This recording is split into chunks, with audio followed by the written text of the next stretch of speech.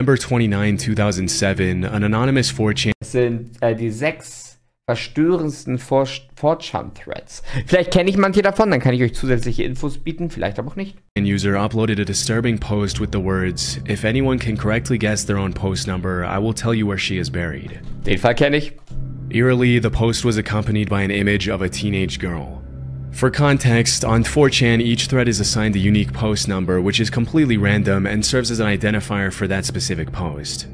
These kinds of posts where the OP would reward other users with something. Ich muss sagen, ich habe ja durch meine Zeit, wo ich mich mit Horror und so beschäftige, schon sehr, sehr viel auch auf 4chan verbracht und ich hasse 4chan. Auf 4chan sich zurechtzufinden, ist für mich absolut die Hölle. If they managed to guess their exact post number were pretty common. But the rewards themselves were rarely this dark and specific. You can probably understand how the creepy nature of this particular post instantly caught the attention of so many people. It's worth mentioning that the dates and times from the screenshot. Und es gibt unfassbar viele richtig krass verstörende Posts auf 4chan schon. Ich weiß nicht, ob wir das hier haben, aber es gab einen Typen, der hat sich seinen eigenen Penis und Hoden abgeschnürt, bis die abgefallen sind. Also einfach den Blutfluss unterbrochen, dass dann der eigene Genitalbereich abstirbt und abfällt. Also, ne? Shots shown are the archive dates and times, meaning they're not accurate. But over the following minutes after the post was made, several other users jumped in to guess their post numbers. And just 15 minutes later, a user correctly guessed theirs. After which, the OP made good on their promise and said, "Winner, here you go," and then a set of coordinates. Strangely, the coordinates pointed to a pretty random patch of trees on the side of a county road about 50 miles east of El Dorado, Kansas. But as it was later revealed, there was nothing random about the location. The girl in the image in the anonymous user's post was 18-year-old Emily Sander, a Butler Community College student who had gone missing a little less than a week before the disturbing post was made. Es ist halt ja auch tatsächlich so, dass es unfassbar viele Mörder gibt, die mit ihren Taten anfangen, so Spielchen zu spielen, ne? Dass sie dann, ne, es gibt ja nicht umsonst, dass sie zum Ort ihres Verbrechens zurückkehren, dass sie sich das angucken, dass sie Nachrichtenartikel dazu sammeln oder Tipps der Polizei geben. Das ist halt echt, ne? Ich verstehe immer nicht. Es gibt ja Mörder, die aus dem Affekt handeln, wie man es nennt, ne? Dass du einfach im Streit bringst du den anderen um. Aber es gibt ja wirklich Leute, die sind so unendlich krank. Shockingly, the police found Sanders' partially clothed body around an hour after the coordinates were revealed at the exact coordinates provided by the user.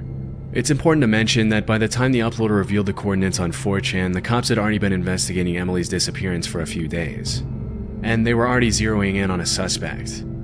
As the investigation had revealed, Emily had disappeared on November 23rd of that year after leaving a bar outside El Dorado with a man named Israel Mirales.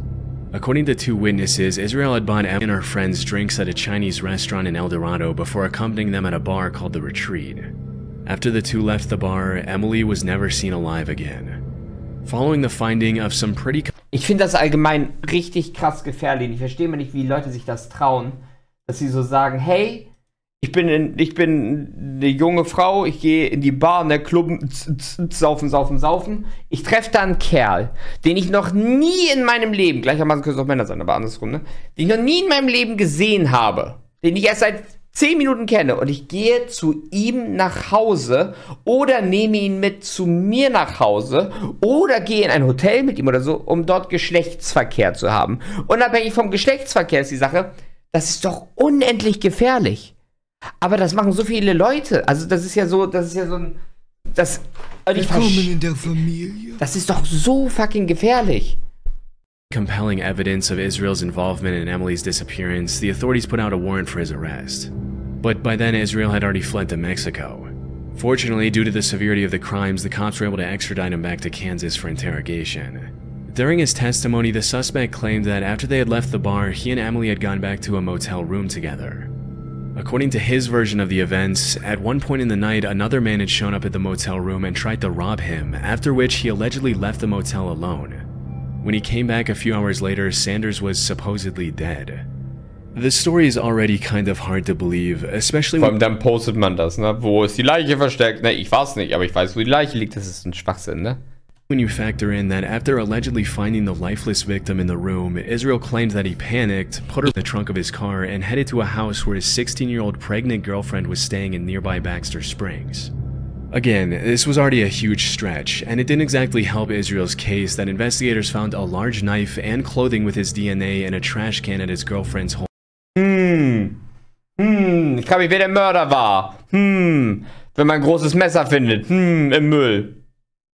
Wie oft wirft man ein Messer weg? Ne? Also so ein Messer im Müll ist in den allermeisten Fällen...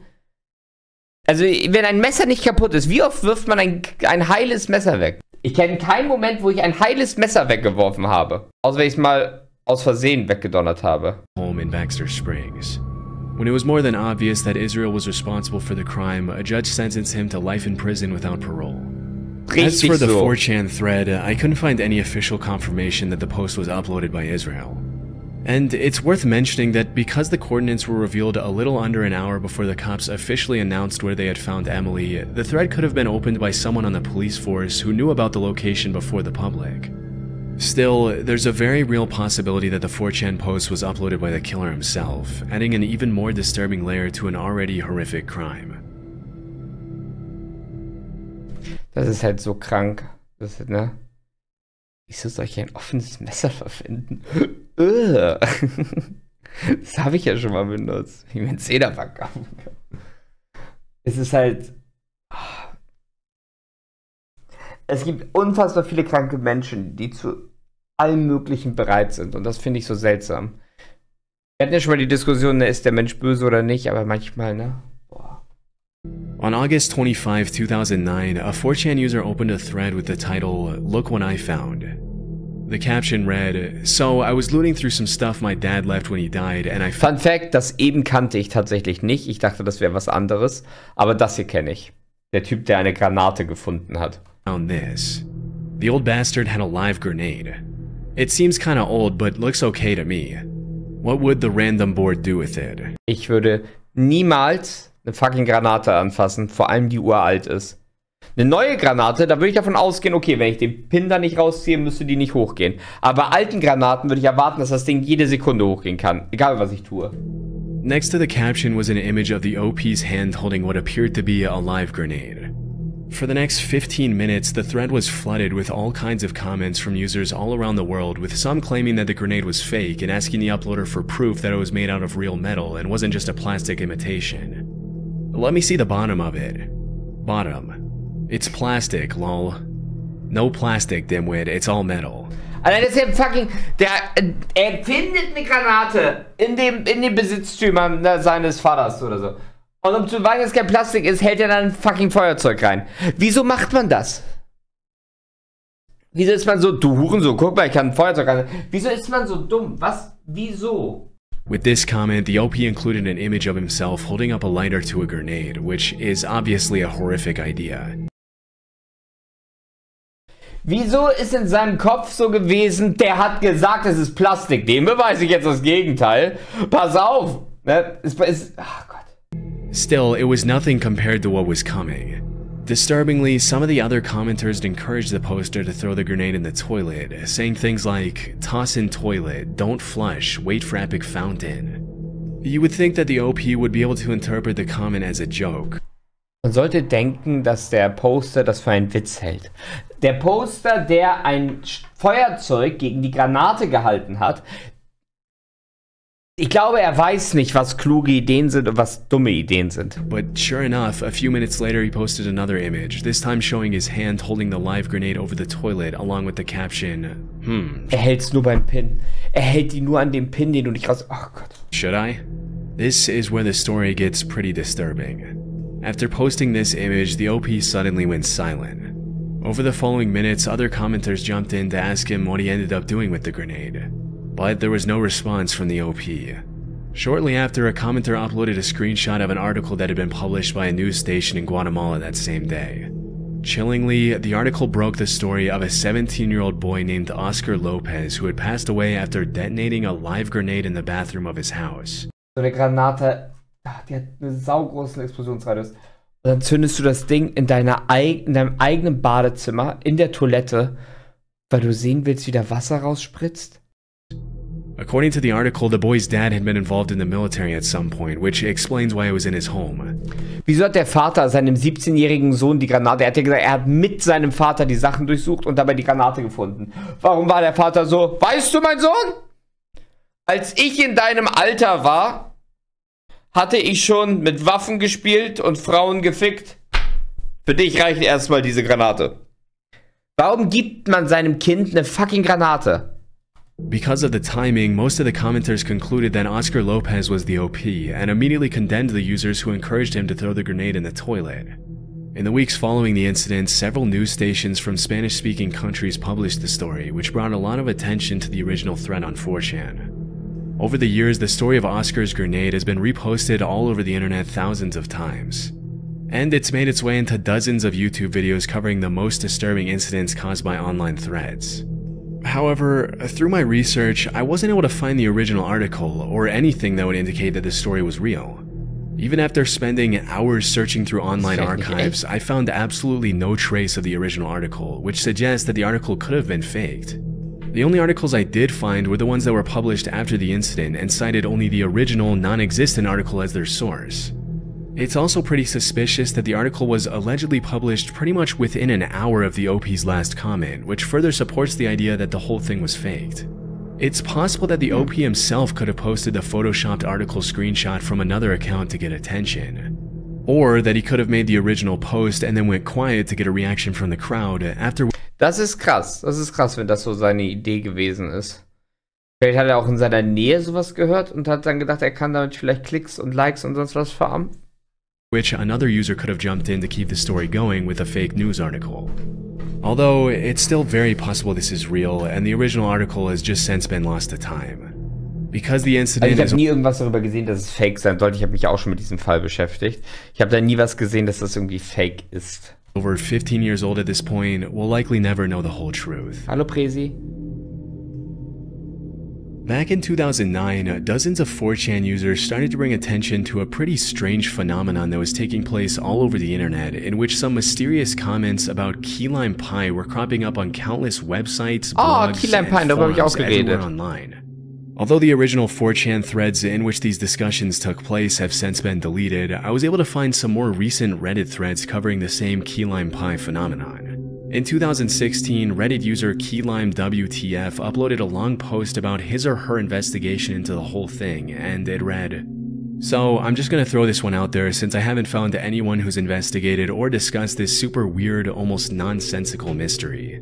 To begin, I was reading a story in my local college newspaper. In fact, it was the most read article on the site.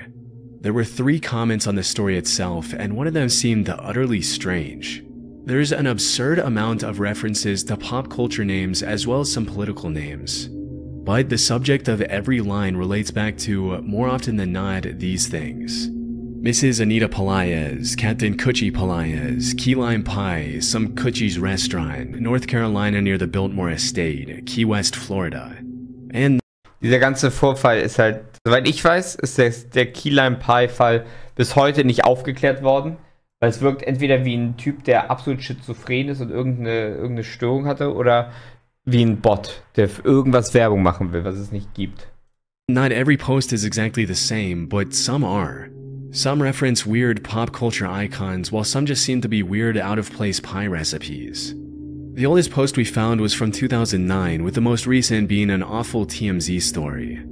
Super weird, but if you were to Google or research those names associated with key lime pie, what you would discover is that this has been posted all over US media sites.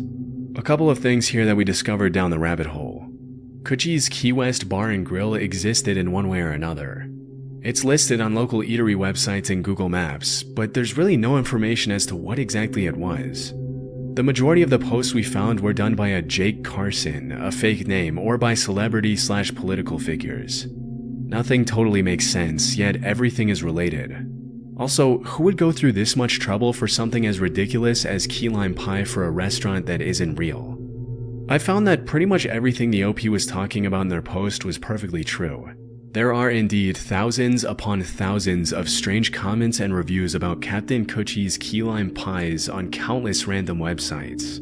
And a lot of these comments have appeared. Das ist seltsam, ne? Für die von euch, die jetzt nicht ganz das nachvollziehen können. Es gab im Internet eine richtige Welle auf allen möglichen Plattformen. Es gab Threads darüber, wo einer immer wieder die gleichen, teilweise unverständlichen Sätze gesagt haben, wo es immer wieder darum ging, dass er Captain Coochies Key Lime Pie ist eine besondere Art von Kuchen, gegessen hat und dass es perfekt war und wundervoll und dass es keinen besseren Kuchen gibt und er immer Werbung gemacht hat für ein Restaurant, was seit Jahren geschlossen hat. Und manche Leute glauben, ich weiß nicht, ob das hier noch angesprochen wird, aber ich sag's mal aus meinem eigenen Wissen, dass das ein Bot ist, ein Internetbot, der sich vergrößert hat und durchgedreht ist, weil als dieser Laden noch existierte, hatten sie vielleicht versucht, diesen Internetbot zu erschaffen, aber als der Laden dann zugemacht hat, haben sie den Bot nicht ausgeschaltet. Und so ist der Bot irgendwann durchgedreht, hat einfach immer weiter gemacht und immer weiter Kommentare geschrieben, weil das eigentlich genutzt werden sollte, um Werbung für das originale Restaurant zu machen. On sites that have absolutely nothing to do with pie, such as this extremely long and somewhat inappropriate comment that was posted on a memorial site for a woman from San Jose who passed away at 74. As I also found, a lot of these comments are posted in articles and blogs revolving around suggestive content, such as this other one that appears in an article about a dating show. It reads, "That Captain Coochie Palaez of Cucharidaville over in Asheville, North Carolina sure enough is one wild and crazy guy. All the women are so wild about him and his famous cheeseburgers and key lime pies." But even though these comments are definitely weird, these are just 2 of thousands of accounts that have been created to post these comments everywhere online. As you might have noticed, the phrasing of these rants seem to follow a bit of a pattern. In pretty much all of the comments, almost all the words have been capitalized where they shouldn't be, and the poster always signs off in the same way, with 3 dots after the last word, followed by a fake name.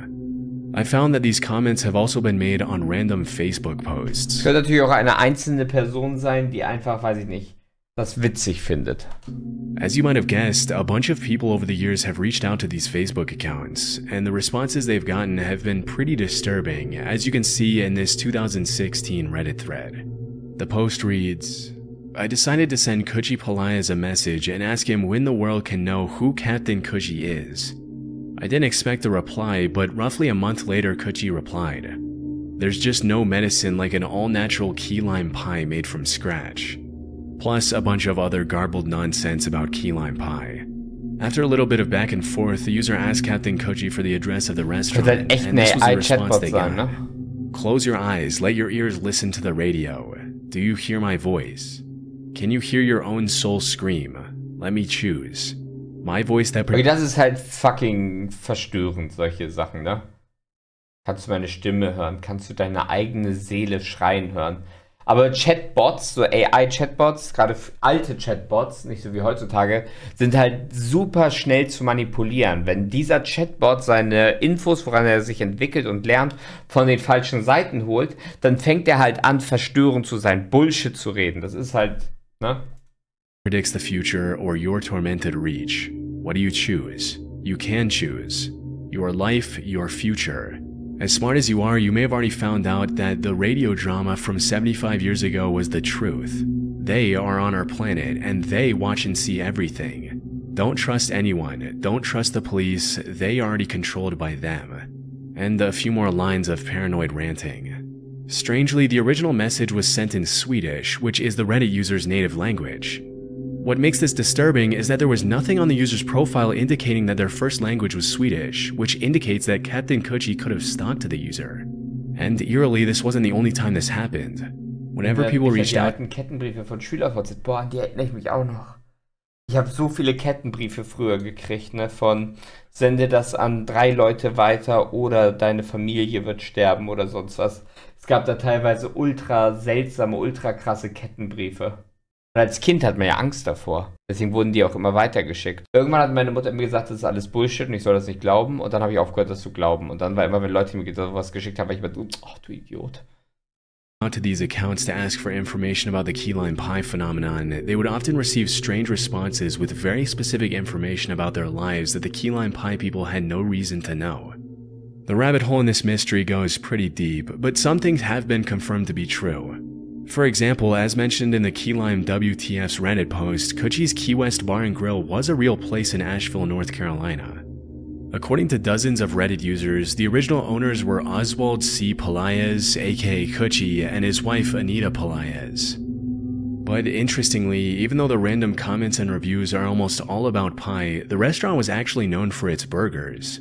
Still, despite this... Ich hätte trotzdem gerne, das war ja mein Restaurant oder so, egal was der Grund ist für diese gruseligen Kommentare, aber ich hätte wirklich fucking gerne mal den Kuchen dort gegessen. Information, it's hard to understand where the connection is between the restaurant and the 15-year-long campaign to flood the internet with strange reviews about their key lime pies. Ich glaube wirklich, dass es ein Chatbot Over ist, the der years, this has durchgedreht led ist. thousands of people all over the internet to come up with all kinds of theories to explain the phenomenon. The first theory is that all the comments and reviews are coming from a single poster.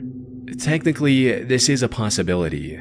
I mean, it's not uncommon for people with extreme Aber 1000 Kommentare von ein und demselben Poster über tausende Accounts finde ich halt unwahrscheinlich, vor allem wenn es immer Blödsinn ist, der da steht, oder häufig. obsessive personalities to become fixated on something as random as key lime pie and dedicate years to spreading bizarre content across the internet. However, the sheer volume of posts, accounts, and languages involved makes this kind of hard to believe. If you think about it, this would require the poster to individually open and verify thousands and thousands of sub-accounts, which would require a ton of different email addresses and more time than we can imagine. This is why a lot of people have suggested that all of these comments could be coming from a bot. The fact that all the comments are written in a similar style makes this a possibility, but there's one major caveat here. Over the past couple of decades, Google has really cracked down on bot accounts, making it increasingly difficult for random bots to open accounts and post comments on random blogs and sites.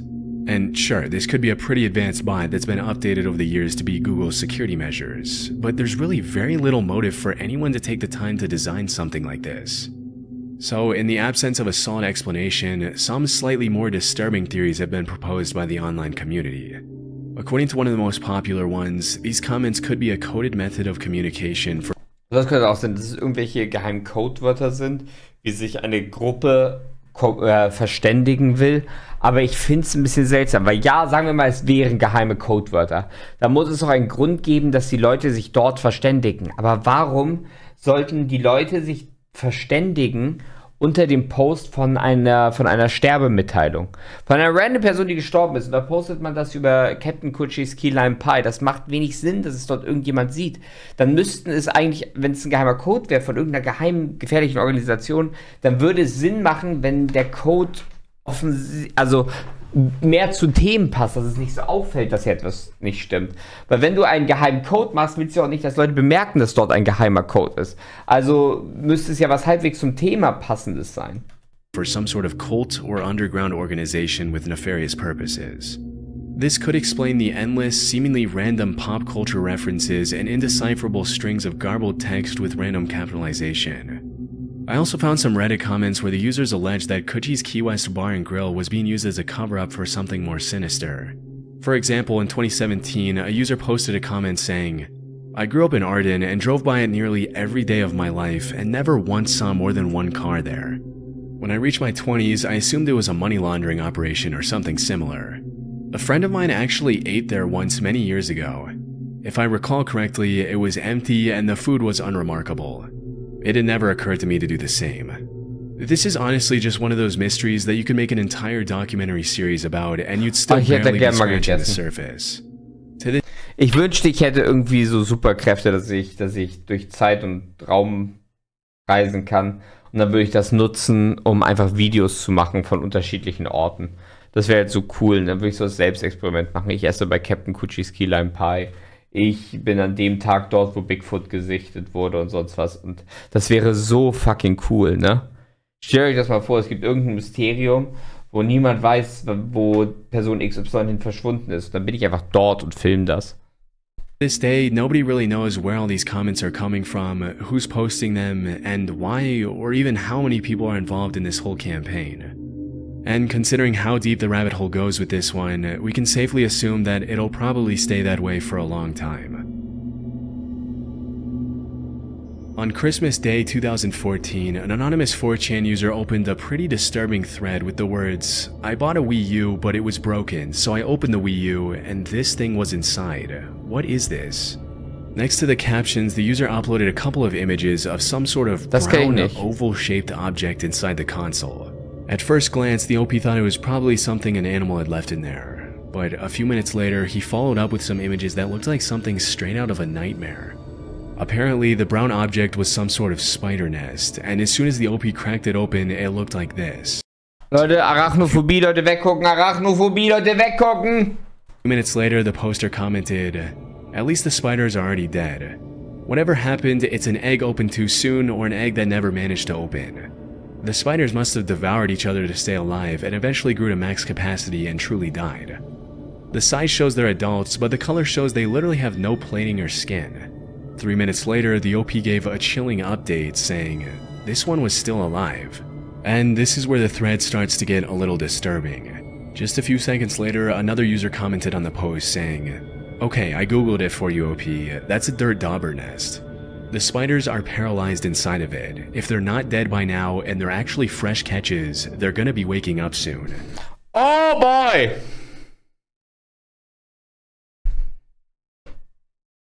Stellt euch vor, ihr habt dieses Spinnennetz und ihr seid so, habt so die, da wart so, ja gut, sind tote Spinnen, ich finde die eklig, ich räume die später weg. Und dann gehst du an dein PC und guckst du den Post, den du gemacht hast, nach. Und dann steht da so, ja, das sind übrigens Spinnen, die einfach nur paralysiert sind. Das heißt, wenn du nicht aufpasst, dann wachen sie auf und leben wieder. Und du sitzt da und drehst dich um zu dem Spinnennest auf deinem Tisch und alle Spinnen sind weg. Stell dir einfach mal vor, wenn die alle weg sind.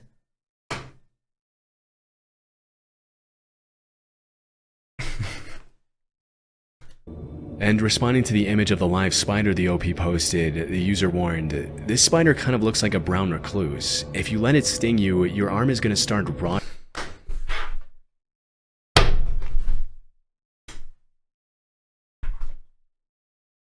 Das ist noch schlechter. Das ist noch schlechter, wenn die frei rumläuft. While you're alive. Responding to the original picture of the spiders, another user commented, "By the looks of it, the last one just woke up, and the dirt dauber might not even have started laying its larvae yet. If that's the case, these might all just be paralyzed. Also, I'm afraid for OP's life, since the spider that did wake up looks like a brown recluse, and if that's actually the case, the OP has a dirt dauber nest full of brown recluses." Oh, ein Nest voller giftiger Spinnen. Oh, schön, stell dir vor, die leben bei dir. Da muss auch immer anrufen, so ein Typ, der so, ja, wie viele Spinnen waren dort? Und du bist so, 7 oder so?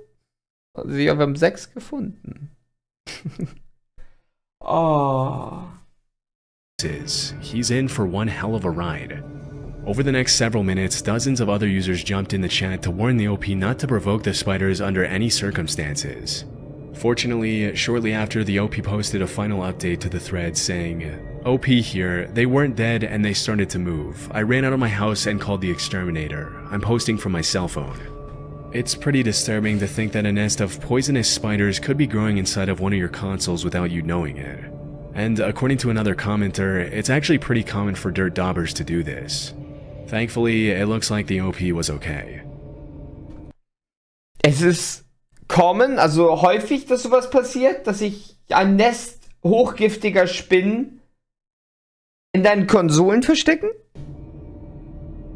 In March 2020, an anonymous 4chan user posted an image of a missing girl named Lisa Irwin, along with a set of coordinates that... Die erste Reaktion, ne? Ist aber nur okay.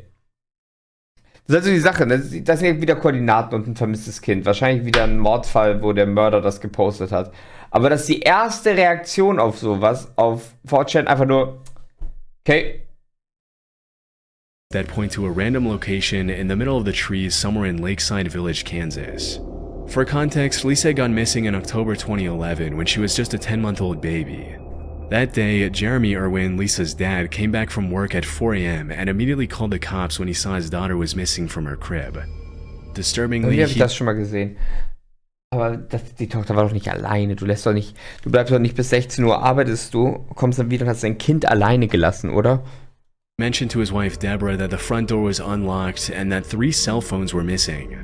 During the investigation, a bunch of really strange things started happening, and it Wer lässt denn sein Kind alleine, während man arbeiten geht? was hard for the cops to make sense of anything.